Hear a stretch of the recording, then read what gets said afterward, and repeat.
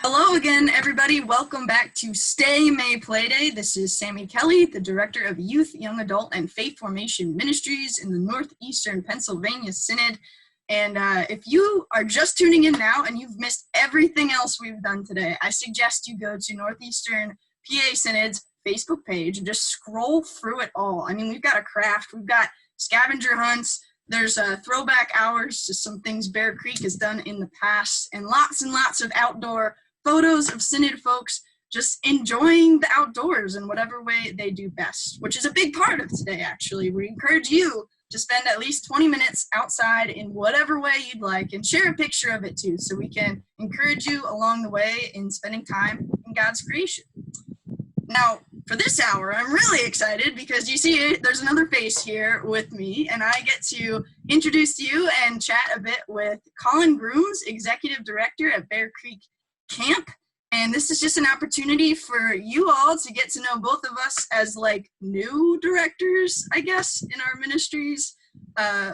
We have been here for the past few months, each of us separately. And so, Collin, I'm just going to throw it to you and tell us about you. Thanks, Sammy. Glad to be doing this, and thanks so much for your coordination on this day. I think it's going to be a really exciting day of sharing in our synod of the ways we can get outside, which we know we would have wanted to all do together here at Bear Creek, but we'll look forward to the next time we can do that. So a little bit about me. I got here to Bear Creek in January after moving from Wisconsin, where I was a director at United Methodist camp called Lake Lucerne since 2015. And camping is really, it's been a lifelong passion of mine, even though I maybe didn't know it when I went to college. I've been a camper at Lutheran Memorial Camp, which is in Central Ohio, pretty much from the earliest that I could possibly get there. I went every single year from kindergarten all the way to high school, and then was working there in college when I had an opportunity to meet some camp professional folks and really get to see that camping ministry was an opportunity that I could possibly pursue. I was going to school at Ohio University. I had originally gone to school, and I said out loud that I was going into radio, which is true. I was going to get into radio, but secretly in my mind, I wanted to run scoreboards for baseball stadiums, and I thought that might be the easier path into it. So I was going to school and met some professionals, and through a long series of events, now I'm in recreational camping full time, and especially Christian camping, and particularly Lutheran camping. It's nice to be back home in the ELCA, kind of being able to fully live into my theological self and all those pieces. I would love to know more. You and I have met a few times at various meetings on the Synod, but I would love to know more about kind of your journey as well and how you got to where you're at. Sure. Yeah. Well, we're glad you're here in Northeast Penn now. I have actually been here all my life. I grew up in this synod. I went to church in this synod, and I grew up kind of in high school, had this passion for Jesus and was like, what do I do with this? And so I went to Penn State University and majored in kinesiology and minored in religious studies, and was thinking, maybe I'll do some sort of like athletic ministry. And I did do some interning in that area, but ultimately when I came out of college, I landed at a church where I did youth ministry and kind of one of those like a little bit of everything deals, and just really fell in love with all I was doing, anything I could get my hands on as far as parish ministry. And so I said, hey, let's go to seminary and learn more about this. Not really because I wanted to necessarily, follow the pastor track or anything, but just really wanted to learn more and get more training in using my gifts to serve. And so I graduated last year, this time actually, from United Lutheran Seminary, Master's in Ministerial Leadership. And in the fall, the Synod posted this opportunity, and I was so excited about it, an opportunity to not only use my gifts for ministry in one church, but to just serve many churches and hopefully connect them better over time. That is definitely one of my passions with ministry, which I know we'll talk about next. But I also wanted to say that, because I want to hear your side of this answer too. I'm married to Billy Miller, and he is currently taking classes at Moravian Seminary in their Crossroads program. But I'm an only child. My family's in the Synod, and married to Billy. We're hoping that we'll have lots and lots of dogs one day. So that's our life. But I know that you have a new addition to your family, newish. Yes. So I'm glad we talked about families, because I think when we look at ourselves as ministry professionals, our families are a really important part of that. And it's never an individual ministry, especially at camp and probably in church ministry. It has to be a whole family thing. So my wife, Katie, is definitely, is it cliche to say your better half? But even when it's true, she's amazing. She's an absolute superhero. She is actually the reason that we moved to St. Paul, Minnesota, because she was going to Luther Sem to get her master's divinity degree. And that's kind of started my career path. My first job, which I didn't mention earlier, was as the director of out-of-school time programs at a Salvation Army community center in North Minneapolis. So doing after-school programs and then an urban day camp program. It was kind of my first full-time camping job, which is pretty cool. So yeah, that's Katie, and she lives on site here with me, and we have a 3-year-old son, Owen, who couldn't be happier that he has 3,000 acres as his backyard. And so many friends, including the staff here at Bear Creek, and then the folks that come and visit. Being a camp kid is pretty special. It's, it's in a lot of ways, it's like being a PK, only instead of having one building, you have, 40 or 50 buildings. But he's just awesome. And I think overhauling all of this, and we haven't even mentioned it out loud, is kind of the quarantine that we're under and COVID-19. But man, the time that we've had to explore property and just spend time together with him, especially at this age where he doesn't really care if we're going out to visit museums or go to other places. He's just happy to go outside and play every day. Has been pretty great. So yeah, that's my family for now, and as it currently stands. We don't have any pets. We're not really big pet people, but we're happy to pet other people's pets and live vicariously through that. So there you go. Awesome. I think it's great that you guys are getting out there. Obviously, you've got a lot of space to do it, and just another plug for folks to get out in whatever way they can today. I have some youth leader and synod folk pictures that will be shared throughout the day, and it's really interesting to see the different things that people will do when they go outside. Just some people are runners and some people are laying the sunners. That rhymes. I didn't even plan it. Okay, so I think I'll invite you to start this next one, and maybe you already touched on it, but maybe there's more as far as why camp ministry, and maybe what your passions are within that. Yeah.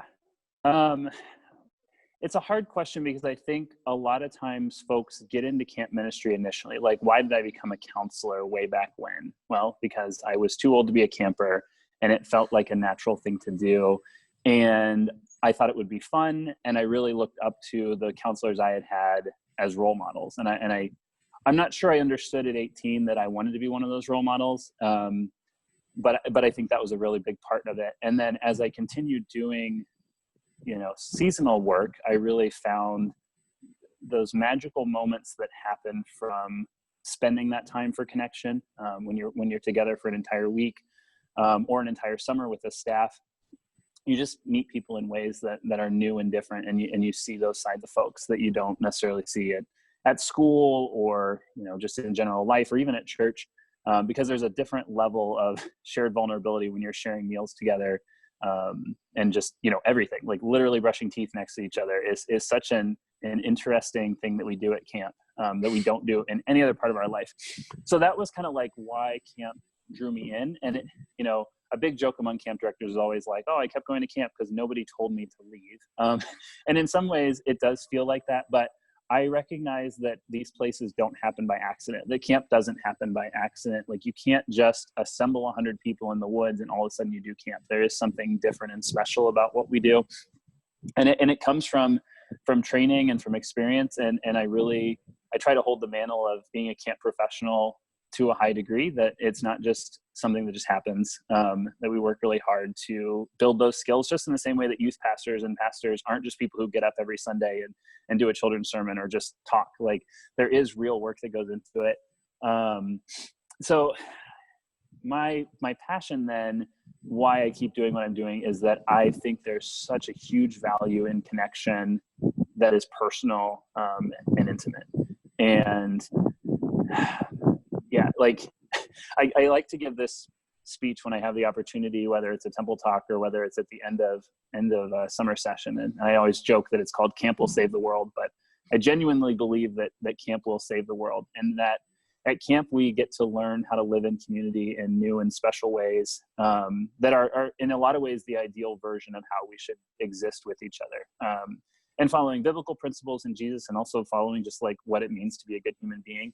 And if we can show people that that's possible in a nice contained space like camp, we can also then talk about how we've created those skills that are applicable in the real world. And if a few people come from camp and say, oh, I know what a good community could look like, and then they try to take those skills out into the real world and they work every day to make community better in the real world. If we have better communities and better individuals in those communities, like, that's what's going to save the world. That's what we need more than anything else. So that's what gets me up every morning, is this idea that, like, we're making the world a better place by helping teach people how to be better human beings in relation with each other. Yeah, and then, like, specifically, and this is a longer answer than maybe you were hoping for, I love working with the young adults that make up a lot of our summer staff. I know that those were really formative years for me, having mentors that said, hey, you're doing a good job. Keep up the good work. Here are the places I see you could improve. Here are some ideas that maybe you weren't exposed to in your hometown or at your high school, and potential I see for you. I know I have a lot of people who, I call my ripple effect people, who threw a stone in my pond and they created ripples that they didn't realize they were making when they did it. And I hope to carry that out. And I hope that, you know, if I'm throwing stones in other people's ponds, that they make differences in ways. And again, and then they have the power to throw like stones in other people's ponds. Like, it's just the power of one interaction that maybe isn't known while you're here is so powerful. And that's what, man, I'm just like getting goosebumps and getting excited thinking about it. Yeah, that's what gets me up in the morning to do, which I never, I always would joke when people ask me like, oh, you were going to get into radio. Like I said, I do remember having this like week stretch where I went, I can never get up every morning and do this. Like, I love it. I love just sitting behind a microphone and talking or listening to music or basketball games that you're just listening to and getting ready to play the commercial. I love that, but I never could have got up every morning to do it and felt like my life was fully what it needed to be. So that's why I'm here. Okay. Yeah, that was a little deeper and more emotional than I was hoping to get today, but Sammy, what gets you up in the morning every day to do what you want to do? Well, before I get to that, I just want to say, it's like you're getting to live both of those realities at once right now. I mean, in our little, I don't know, podcast, broadcast, whatever this is. You hit on a word that I wrote like 3 times over in my notes when I was thinking about this question, and that is connection, which, I mean, I suppose that only makes sense if we're both in ministry in different realms here, that would be important to each of us. But it just manifests in so many ways. I think a big part of my skill set and joy is helping people use their gifts, really. Recognize their gifts and then put them into action in a way that they can serve in meaningful ways. I think that is huge. And I've seen it make people could come alive in a parish setting where they come in and try to figure out where they belong, and then have a way that they can use their ness to just be a part of the community and serve the community and serve God. And so I look forward to that happening more as we are able to kind of do more over the months and years, hopefully in person to come. And we are certainly doing our best as we are quarantined to make that happen virtually as well. I love the idea of connecting people in our synod better. I was a youth leader in the synod, and nobody's fault was just not connected to any other youth leader in our synod. I mean, I know what it's like to just kind of be doing your own thing, and I think that there's certainly some, good things about that. But it can be lonely, and there's a lot of loss there too. I mean, there's a lot of resources that anyone going it alone is missing out on, and our synod as a whole is missing out on folks that are disconnected, and their gifts and the ways that their gifts can connect with us. And so just having that experience, I think, really encourages me to want to reach out to people and kind of bring them in, and we can be a messy family all together and see where it gets us. And then, of course, connection with the youth. I mean, that's why we're here, right? Connecting the youth together, which is just as powerful with adults and youth, but also connecting the youth with Jesus. And why would either of us be here if that weren't an important thing that happened in our lives at one point? And so to just, like you said, ripple that out to reach more and more youth and more young adults and families with the love that is greater than anything else we'll ever know. What better reason to get up in the morning than for doing that? So yeah, connection. And yay to retreat ministry, because that is a passion of mine as well. Not even necessarily just camp ministry, but like just going on retreats with people for all the reasons you mentioned. I can't wait to see more of that with our synod. I can't wait to partner with Bear Creek more as we go forward, and I'm glad we're already connecting in the ways we've established. So yay for vulnerability and connection. Yeah, anything else that you want to say on that now that I rattled on for a while? If not, I got another topic. I love it. It sent me in a lot of different directions, but I think the thing that we've both identified and is true in what we understand is, like, there's no shortcut to time.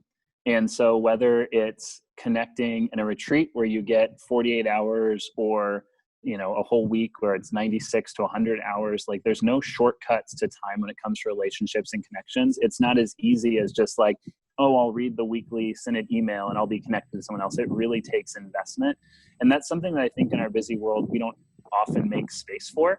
And it's really hard to do it. But once you do it, you realize how valuable it is. And so it takes commitment and resources to make that happen. And so I appreciate that we've got a synod that is working to support your position and the ministry of camp and our congregations that go together to do all that. It's not easy, and it's not simple. It does take work and time. And so I guess it's a thank you to all those who are committed to that work, and also an encouragement that, like, when it may seem easier to take the shortcuts, that we shouldn't. Or when it seems like it's impossible because everything has to be across a phone screen or through headphones right now, like, it's still worth the effort to make that connection in new ways, because there's no shortcut for time. So, yeah. Absolutely. I love that. Yeah, and might as well address that quarantine elephant in the room. I know we wanted to talk a little bit about updates and just kind of where we're at in our respective areas. I figured I'll go first because I'm sure people mostly want to hear from you about camp, and we'll just leave that till last as a way to keep people tuning in. Is that all right? That's great. All right, cool. So obviously, if you're on this, you've heard about Stay May Play Day, and so I want to make sure people realize that that is something that is happening all day long. It's not just this video, and we encourage you to engage with other people in the synod. No, leaving a Facebook comment is not the same as getting to meet a sibling in Christ at the camp, at Bear Creek. It's not up to that level, but it's something that we can do to get to know one another a little bit better, to encourage one another. And so I do encourage you to engage today as much as you can. Baccalaureate is another kind of virtual experience that we are embarking upon, and that will be coming together in the beginning of June. It's a synod worship service to celebrate our graduates. 2020 graduates certainly have had quite the whirlwind the past few weeks. my goodness, but deserves celebration nonetheless. So I just want to let people know that that's happening. It will be on the Synod's Facebook page, and that's probably in the beginning of June, like I said. We have decided, and this is not in print anywhere yet because this is like hot off the press of a meeting in Zoom. We've decided that Youth Fest is not going to be a reality for this year in 2020. And so that's being canceled for September.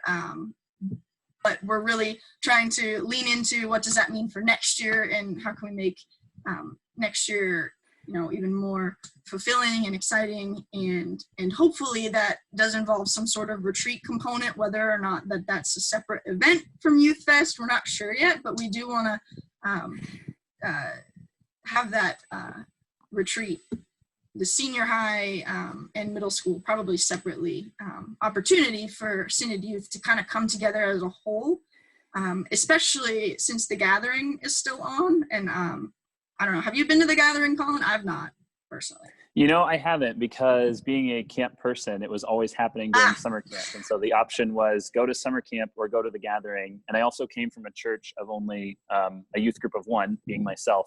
So, and we didn't have the Synod support at the time to make the connections to be in you have the thing where it's 1, 2, or 3, and you can join together as one team. That is the best idea ever, because that would have been my only way to get to the youth gathering. But unfortunately, I haven't, and I'm super jealous because it's in Minneapolis, right, in 2021. It is. Which is easily one of my favorite places on earth. And so we'll be supporting here from camp in all the ways that we can. But gosh, my friends and folks that I would meet who had gone to it, it's so important, and highly encourage everybody to use the resources of the Synod to get there, especially if you're one of those smaller congregations like I was in. That's the coolest thing. So yeah, that's a really good plug for the 1, 2, or 3 of a kind group, that if there are 1, 2, or 3 youth at your church, we're going to band together and just make a group out of that, so we can go to the gathering, which is like the big youth thing that the ELCA does every 3 years. And it is on. As of now, it's still in the plans. And so, we're right now planning for that, and then hopefully going to keep that energy just going with some regular retreats after that. That's kind of what Yo-Yo Fa is thinking, which Yo-Yo Fa is the Youth, Young Adult, and Family Ministry team. Shout out to them for making so much of this and these events happen, both virtually and non-virtually. And then one more plug to just two youth leaders that might be tuning in, or volunteers that are working with youth in parishes in our synod, or pastors that do a little bit of everything. We are doing regular lunches and brunches. We haven't really eaten at any of them because they've been virtual mostly, but it's just an opportunity for youth leaders to connect. And we're going to be working through a book, Growing Young, throughout the next few months, but also just get to ask questions of peers in ministry and colleagues. And so those are still going on, and folks can find out more on the website or reach out to me. I'm going to actually drop my email right now. There it is. Okay. So if they want to know anything more about that, they can let me know. That was all my announcements that I really wanted to share, but I know people want to hear mostly from you about camp and what updates that you have. So I appreciate this segment of our video podcast, because that felt like the almost advertising section they throw in, like in the middle of like, here's all the announcements, and we're also brought to you by Kind Snacks. And it was the ad section. Yes, and I appreciate now that I can just point places, and that's where things are going to show up. Oh yeah, here's our website. Yes. No, we'll get to that. Yes. So the $1 million question is kind of what camp's doing, and we'll preface this by saying we're recording this on Wednesday, and I believe it's May 13th right now. And that things are changing on a daily basis, just as they are for all of you. And then we're broadcasting this on Sunday. Sorry. Sunday, May 17th. Perfect. So let's just put that preface up in case something totally crazy happens in the next 3 or 4 days. You know that we just didn't know about it. So right now where we stand, our board of directors made a decision probably a week and a half ago to delay the start of summer camp. summer staff training was supposed to start next weekend, which is heartbreaking in a lot of ways to say out loud, because that's, for me, that's some of the most crucial couple 3 weeks of our entire summer, is preparing those young adults to take care of our campers and prepare them. So it's heartbreaking to say that was supposed to start next week, but it won't, because we are not starting summer camp programming on June 14th. The earliest we could be starting summer camp programming right now would be July 5th. That gives us time to learn some more information from a few key sources, to let some things play out, as I'm sure that everyone watching this is thinking on a daily basis, whether you check Twitter or the news to see what color your county is or what phase we're in. That's really where I would say most of our limitations are right now.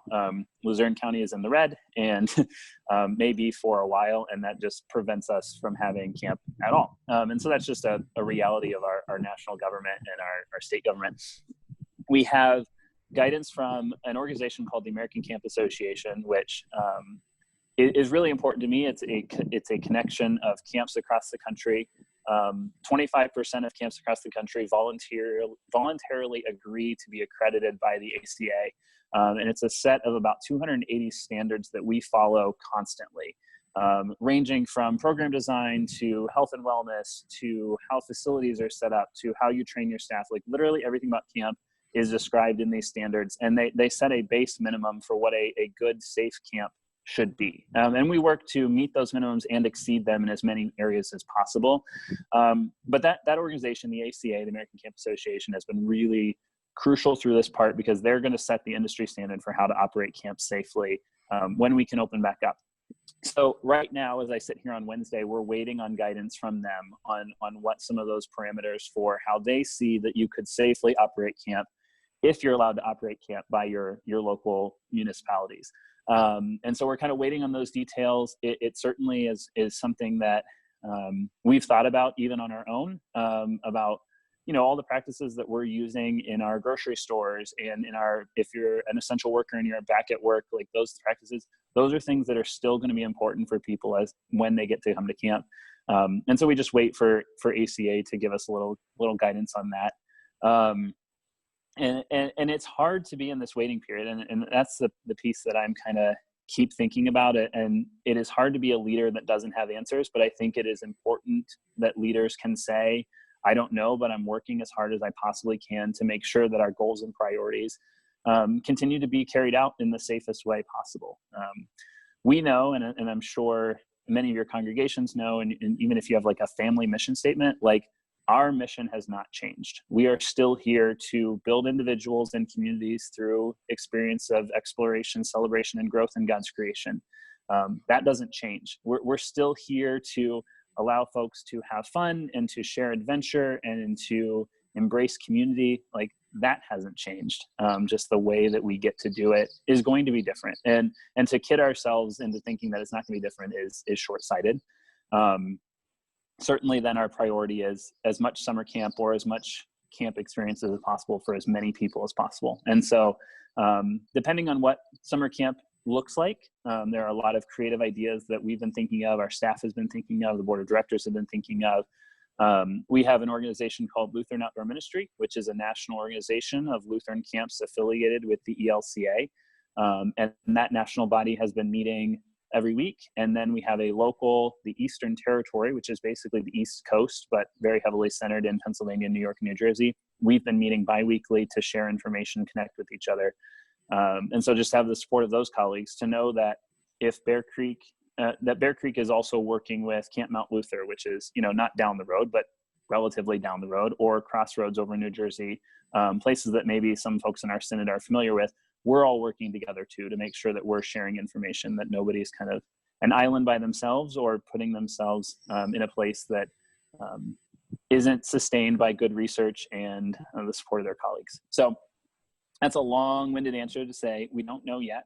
Some things that we have made decisions on that were definitely tough calls, where we suspended our program of taking staff and programming to congregations this summer with our traveling day camp program. Just from the standpoint of we're basically working on the liability issue of having youth and families on camp on a 24/7 basis. And I think congregations aren't necessarily doing that and shouldn't have to do that for this summer. Their most important goal is to make sure their worshiping community is as safe and as healthy as they can be. So we made that decision just to reduce that piece of liability, which is hard, but we know that program is something that's incredibly popular in our synods. And we'll be bringing that back again for 2021 and making sure that's heady. And through all of this, the metaphor I've been thinking about today is this idea of a bridge. We have a lot of bridges here at camp, and when you're on one end of a bridge, and actually let me tell this a little bit differently. When I first came to Bear Creek, it was for my interview, and it was in November, and I got done with the interviews, and I was kind of just let loose to go walk on the property, and Katie and Owen were exploring Wilkes-Barre, and they had a little bit of time before they would get back down the 2.5-mile dirt road before they found me. So I just went on a walk. And I walked down the road to what's called the Gulliford. And folks might know this as the place where you can potentially drive across the creek. And standing there in the winter, in winter and spring, the creek is a lot higher than it is in the summer. And so there's easily, 6 to 8 inches of water flowing over this concrete slab that goes across this creek that's pretty wide. And so I was staring at that, and like, you could see signs on the other side. I was like, oh, I wonder what's over there. But I couldn't get there.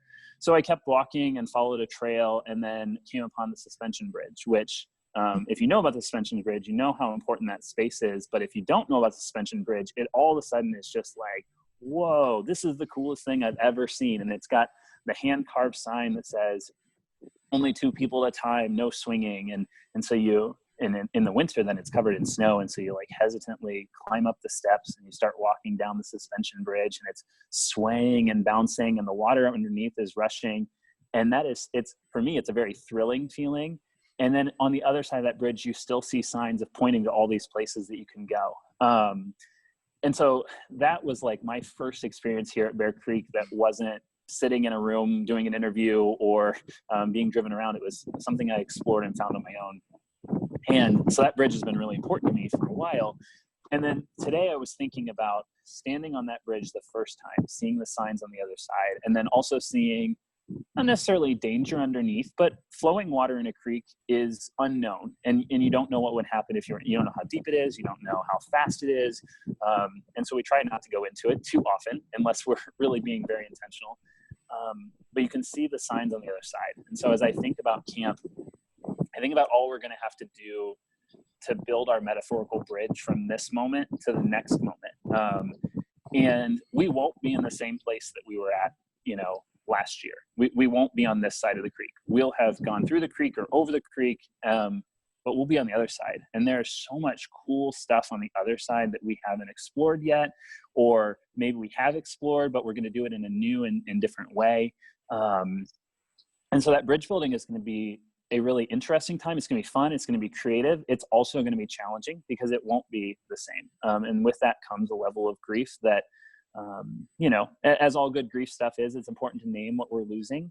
But then I love when we can get to stage 6 of grief, which is that finding meaning. And what did this all mean? And what did this bridge time mean? And it's not going to be easy. It's going to take staff. It's going to take creative program ideas. It's going to take the support of our congregations and our families.